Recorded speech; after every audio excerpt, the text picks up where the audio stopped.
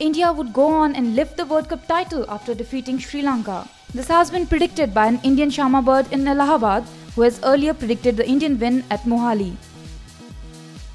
भारत और श्रीलंका के बीच मैच होने वाला है।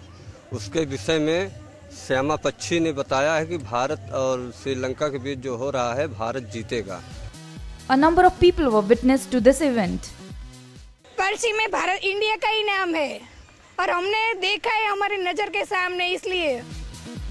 During the FIFA World Cup last year, Paul the Octopus had successfully predicted the results of many matches. And Indian fans would definitely want Paul's Indian counterpart's prediction to come true.